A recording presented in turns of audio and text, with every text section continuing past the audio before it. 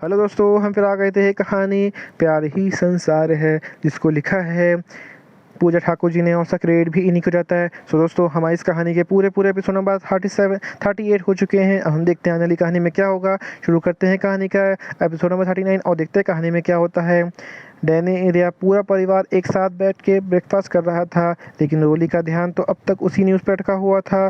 तभी संजय राठौर रोली को आवाज़ लगाते हैं, रोली रोली। एक दो बार तो रोली का नाम लेने के बाद भी जब रोली कोई जवाब नहीं देती, तो रोली के बगल में बैठे माहिर ने रोली से कहा, रोली तुम्हारा ध्यान कहाँ है? अंकल जी तुम्हें कब से बुला रहे हैं।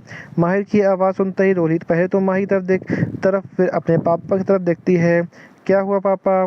संजय राठौर, तुम्हारा ध्यान कहाँ है बेटा? रोली, मैं कब से आवाज़ लगा रहा था। सॉरी पापा, मैं कुछ सोच रही थी। सीमा जी। रोली, ऐसा क्या सोच रही थी कि तुम्हारा यहाँ बिल्कुल भी ध्यान ही नहीं था? रोली, वो मम्मी आप लोग को जाने के बाद मैं और जय यहाँ शॉपिंग मॉल के कंस्ट्रक्शन के कामों को कैसे संभालेंगे, बस उसी के बारे में सोच रही थी। जिज्ञासा देवी, काम के बारे में सोचना अच्छी बात है रोली, लेकिन लेकिन जगह सही होनी चाहिए। ये डाइनिंग टेबल है, यहाँ तुम्हारा परिवार बैठा हुआ है और यहाँ तुम्हें सिर्फ परिवार के बारे में सोचना चाहिए। रोली, सॉरी बुआ जी। वीरेंद्र राशन, कोई बात नहीं बेटा, काम के बारे में सोचना कोई गलत नहीं है और इस घर में तुम दोनों बहनों की पूरी इज्जत मिली है कि तुम अपनी ज़िंदगी अपने तरीके से जी सकती हो। रोली मुस्कुराकर, थैंक यू दादाजी। संजय राठौर, वैसे मुझे भी तुमसे काम के सिलसिले में ही बात करनी थी। मैं तो वापस इंदौर जा रहा हूँ। यहाँ राठौर रायचंद्र और वालिया इंडस्ट्रीज़ के बीच मिलकर हम जो प्रोजेक्ट कर रहे हैं, उसमें तुम्हें राठौर कॉरपोरेशन की तरफ से इन्वॉल्व होना होगा। वैसे तो ज़्यादा कुछ खास ज़रूरत नहीं होगी, इस बारे में पहले से ही माहिर से मेरी पहली बात हो चुकी है। माहिर और परवीन वालिया खुद ही सब कुछ संभाल लेंगे, लेकिन कभी कभी माहिर को पेपर वर्क के लिए राठौर कॉरपोरेशन की ज़रूरत पड़ सकती है, तो तुम उसे राठौर कॉरपोरेशन की तरफ से संभाल लेना। और अगर मेरी ज़रूरत पड़ेगी तो मैं खुद ही आ जाऊंगा। रोली, ओके पापा। माहिर खुश था कि अब रोली कभी भी उसके ऑफिस में आती जाती रहेगी, जिससे वो रोली के और करीब आ सकता है। तभी जिज्ञासा देवी जिया और कबीर की ओर देखती हैं। माहिर और रोली तो बिजनेस पे काम में बिजी होंगे, तो क्या कबीर बेटा आप भी अपने काम में बिजी हैं?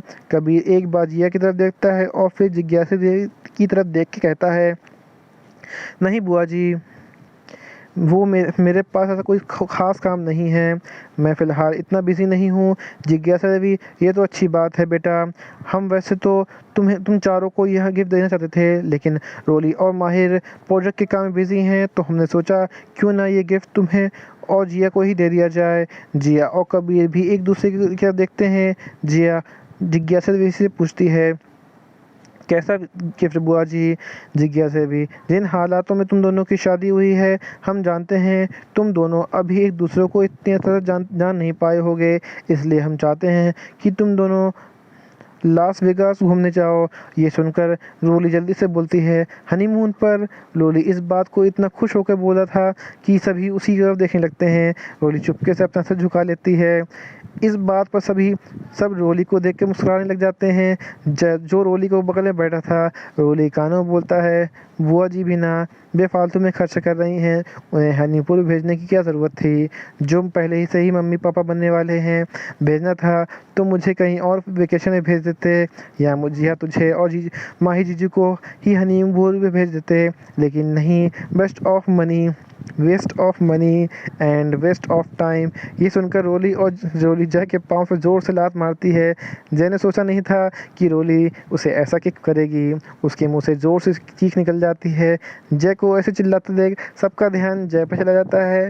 संजय राठौर, क्या हुआ बेटा, चिल्ला क्यों रहे हो? जय, कुछ नहीं पापा बस ऐसा ही मैं रोली की तरफ थोड़ा एक्साइटेड हो गया पापा। बस मैं ऐसे ही पापा मैं बस ऐसा ही रोली की तरह थोड़ा एक्साइटेड हो गया था। सीमा जी, मैं तो पहले ही कहा था, ये दोनों भाई बहन जो मन में आता है वही बक देते हैं, आस पास कौन है ये भी नहीं देखते। क्या मम्मी, जब देखो आप इस जय के वजह से मुझे डांटती रहती हो। सीमा जी रोली को डांट करके चुप करा देती हैं। संजय राठौर सबको इग्नोर करके जिया और कबीर से कहते हैं, हाँ बेटा, हम सब ने काफ़ी सोच के यह फैसला किया है कि माहिर और रोली तो इस प्रोजेक्ट में बिजी हैं, वो तो नहीं जा सकते, तो क्यों ना तुम दोनों ही घूमने चले जाओ।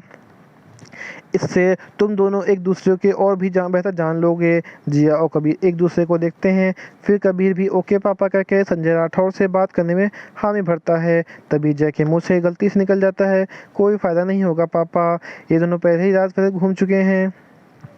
सब चौक है, कभी जय को देखते, कभी जिया और कबीर को देखने लग जाते। माहिर और रोली की तो जान हलक में आ गई थी।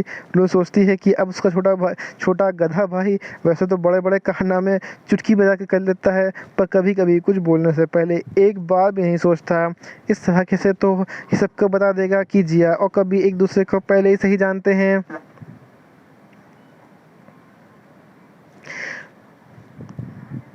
वीरेंद्र आतन, जय बेटा, क्या मतलब है तुम्हारी इस बात का। जय को भी अपनी गलती का एहसास अब हो चुका था। वो हड़बड़ा जाता है और अपनी नजरें चारों तरफ देखता है तो सब उसी को घूर के देख रहे थे।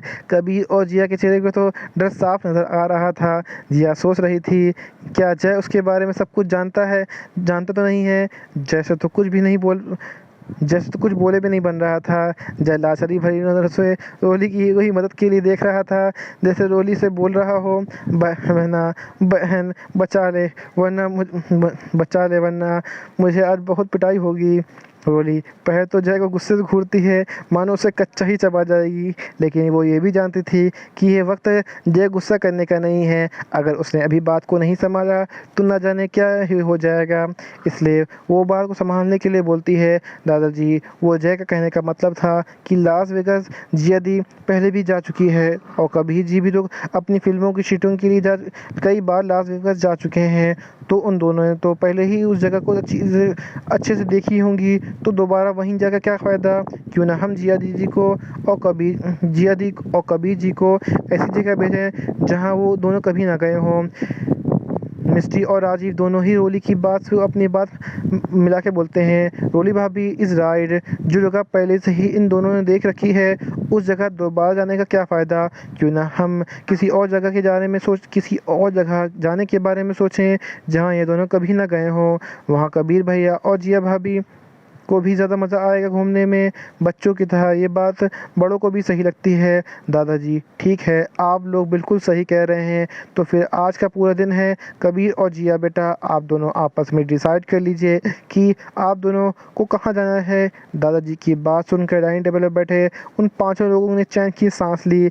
कबीर और जिया को लगा कि जय उनको उनके बारे में कुछ नहीं पता है, और यहाँ जय भी इस चैन की सांस ली क्योंकि उसके मुंह से जिया और कबीर का सच सामने आने से बच गया। वहीं माहिर ने भी चैन की सांस ली क्योंकि वो जानता था रोली और जय दोनों ही जिया और कबीर के रिश्ते के बारे में सच जानते हैं। माहिर रोली की तरफ प्यार से मुस्कुराकर देख रहा था। उसके कानों में कहता है, आज तो तुमने सिचुएशन को संभाल लिया, लेकिन कभी जय के मुंह से कुछ और ना निकल जाए जिसे तुम भी ना संभाल सको। इससे अच्छा होगा कि तुम पहले ही अपने भाई को समझा दो। बोलने से पहले सोच के बोले। रोली हाँ में अपना सर हिलाती है। रोली जय की तरफ देखते बोलती है, ब्रेकफास्ट करने के बाद मेरे कमरे में आना, तुमसे बात करना है। जय को पता था कि अब रोली से पक्का पिटने वाला है। वो भगवान से मन ही मन अपनी लंबी उम्र की प्रार्थना करने लगता है, और यहीं पे कहानी का एपिसोड नंबर आपका 39 कंप्लीट हो जाता है। सो दोस्तों, आपको एपिसोड नंबर 39 कैसा लगता तो हमें कमेंट करके ज़रूर बताइए। कहानी को ऐसा अंश ऐसा भाग जो कुछ समझ में ना आया हो, आपको और पता लगा हो, तो भी हमें कमेंट करके ज़रूर बताइए। कहानी अच्छी लगी तो उसको लाइक कीजिएगा, शेयर कीजिएगा, चैनल को सब्सक्राइब करिएगा ताकि आपको हमारे आने वाली अगली वीडियो अब तक आसानी से पहुंच सके। सो दोस्तों, हम फिर मिलेंगे एक नई वीडियो के साथ, एक नए एपिसोड के साथ। तब तक के लिए मुझे इजाज़त दीजिए। धन्यवाद दोस्तों।